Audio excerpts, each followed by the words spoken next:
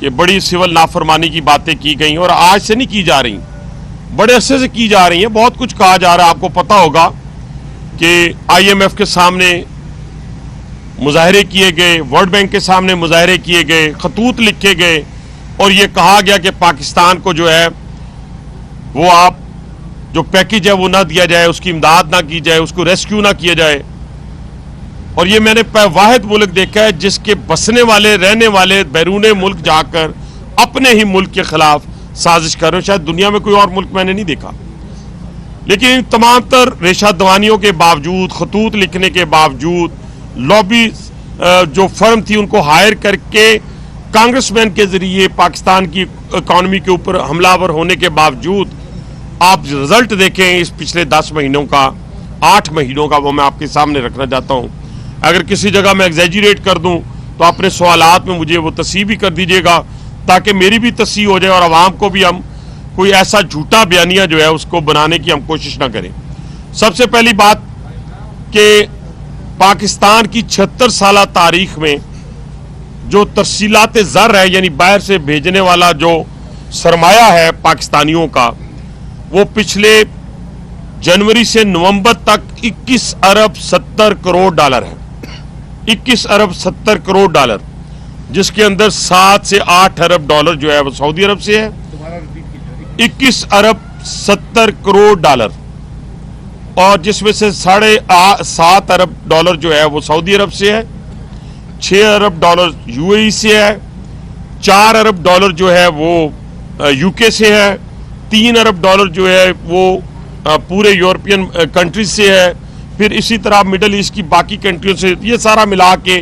21 अरब 70 crore dollar बनता है। ये मोटी मोटी बातें, क्योंकि मैं कोई यहाँ पे बैठ के FBR की नुमाइंदे की हैसियत से तो बात नहीं कर, एक पाकिस्तानी और एक पार्लियामेंटेरियन की हैसियत से आपके सामने चीज़ें रखूंगा। ये तो हो गया पाकिस्तान की 76 साल तारीख में सबसे ज़्यादा तरसीलात ज़र यानी बाहर से भेज। दूसरा, आप करंट अकाउंट खसारा देखें कि आप देखें कि 950 अरब जो है पहली दफ़ा सरप्लस हुआ है, पहली दफ़ा सरप्लस हुआ है पाकिस्तान। ये जो पिछले तकरीबन 10 साल के अंदर जो सूरत हाल पैदा की गई थी, 10 साल नहीं मैं कहूँगा बल्कि 6 साल के अंदर, जो 4 साल PTI के ख़ास तौर पे गुजरे हैं, उस दौरान जो तजारती खसारा उसको हमने सरप्लस कर दिया। ये भी आपके सामने है। तीसरी बात कि इंटरेस्ट रेट हमारे पास कहाँ था, 22%, 24%, वो 13 पे आया है और इंशाल्लाह आने वाले 3 महीनों में हम सिंगल डिजिट पे उसको लेके जाएंगे। IT की पिछले साल की निस्बत और टेक्सटाइल की एक्सपोर्ट में इजाफा हुआ है। ये भी फैक्ट एंड फिगर आपके पास मौजूद है। कोई इसमें दूसरी बात नहीं है कि हम कहें कि अच्छा बैरूनी सरमायाकारी में इजाफा हुआ है। पाकिस्तान इस वक्त जिन मुश्किल हालात से गुजर रहा था, जिस वक्त PDM की गवर्नमेंट थी और जिस वक्त हम वेंटिलेटर पे थे और जिस तरह 13 जमातों की हुकूमत थी और उस मुश्किल हालात में शहबाज शरीफ साहब ने जो है इस मुल्क को मुश्किल हालात से निकाला। अब जाकर अल्लाह ताला के फजल कर से आहिस्ता आहिस्ता मुल्क के अंदर इस्तेहकाम पैदा होना शुरू हुआ और वो ममालिक जो पाकिस्तान से भाग गए थे, जिसमें सऊदी अरब था, जिसमें चाइना था, टर्की था, UAE था, आज अल्हम्दुलिल्लाह अल्लाह ताला के फजल करम से वो पाकिस्तान पर एक एतमाद कर रहे हैं और एक सरमायाकारी में इजाफा हो रहा है। दिन ब दिन जितने सऊदी इन्वेस्टर्स आए, UAE से आए, चाइना से आए, और वो सारे के सारे जो है यहाँ पर इन्वेस्टमेंट करने के लिए तैयार बैठे हैं। लेकिन इसके साथ साथ जब ये इकॉनमी ग्रो कर रही थी, ग्रो करना शुरू हो चुकी थी, तो कुछ लोग ऐसे थे जो पाकिस्तान पर हमला आवर होना चाहते थे अपने इक़्तिदार की खातिर। उन्होंने 3 दफ़ा इस्लामाबाद पे हमलावर हुए, फिर उसके बाद 26 नवंबर वाला फाइनल जो हमला करके पाकिस्तान की पीठ में छुरा घोंपने की कोशिश की। और इसी दौरान आप देखें कि आज अफगानिस्तान जैसा मुल्क जो है वो हमें आंखें दिखा रहा है, वो हमें आंखें दिखा रहा है। लेकिन ये सारा कुछ एक प्लानिंग के तहत, एक साजिश के तहत, और जब आपको बाहर से आंखें दिखाए तो क्या कभी आप इसमें खुश हो सकते हैं? क्या कभी आप इसमें खुश हो सकते हैं कि आपके सैंक्शंस लगें और आपके तमाम ट्विटर अकाउंट और आपकी तमाम बैरूनी ममालिक में चलने वाली वो फैक्ट्रियाँ जो बैरूनी इमदाद के साथ अरबों रुपए की मदद से चलती हैं, जो सिर्फ और सिर्फ पाकिस्तान के इदारों के ऊपर हमलावर होने के लिए जिनको फंडिंग की जाती है वो शादियाने बजा रहे हों, और वो सारे ट्विटर अकाउंट पाकिस्तान पीटीआई के जो वहां के ओवरसीज हैं उनके नामों से हों, और फिर तीसरे दिन जाकर उन्हें होश आए कि नहीं, सैंक्शन जो लगी हैं ये गलत लगी हैं, ये मौजूदा हुकूमत की वजह से लगी हैं। फिर भी उन्होंने ये कहा कि जिन्होंने सैंक्शन लगाई हैं, और ये वही लोग हैं जो ये कहा करते थे कि अमेरिका की गुलामी नामंजूर, हम कोई गुलाम है। फिर कहा करते थे अगर आपको एब्सोल्युटली नॉट, आज वही उनके पांव पड़े हुए अपने इक्तदार के लिए। चले पड़ जाएं आप इक्तदार के लिए उनके पांव, लेकिन ये खेल कैसा खेला जा रहा है कि आप हमारे सफारती ताल्लुकात, क्योंकि हम तो एब्सोल्युटली नॉट नहीं कहेंगे, हम तो नहीं कहेंगे कि अमेरिका हम आ रहे हैं, हमारा तो गैर जिम्मेदाराना कोई स्टेटमेंट ना अभी तक हुकूमत की तरफ से ना हमारे किसी और शख्स की तरफ से आया, ना आना है, क्योंकि हमने जब बात करनी है तो सबके साथ बराबरी की सतह पे करनी है। हम ये नहीं कहेंगे, लेकिन आप क्या कर रहे हैं, आप उन सफारती ताल्लुकात को खराब करने के लिए आप अपने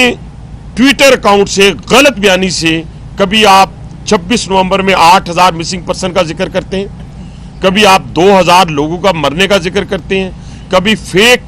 आप लगाकर फोटोज और ब्लड दिखाते हैं ब्लू एरिया के अंदर, और उसको ह्यूमन राइट्स को दिखाते हैं। कौन सी ऑर्गेनाइजेशन, जिन ऑर्गेनाइजेशन को ना कश्मीर के अंदर और ना फलस्तीन के अंदर छोटे छोटे बच्चों का जो है और खवातीन का जो है, वो मर्दों का जो है वो खून नजर आता है, क्योंकि वो मुसलमानों का खून है, इसलिए उनको नजर नहीं आता।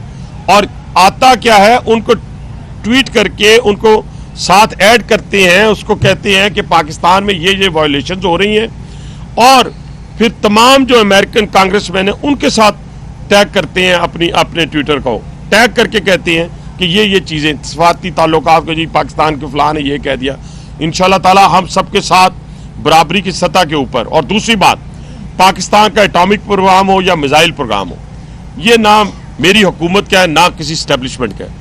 ये जो है 24 करोड़ आवाम की अमानत है,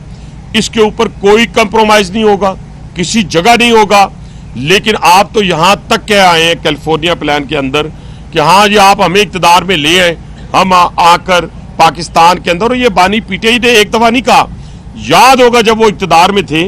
उन्होंने कहा था हमें 24 करोड़ आवाम को निकालना है, मुआशी इनकी हालत को बेहतर करना है, हम कब तक ये एटम को पालते रहेंगे, ये अल्फाज है उनके निकाल रहे।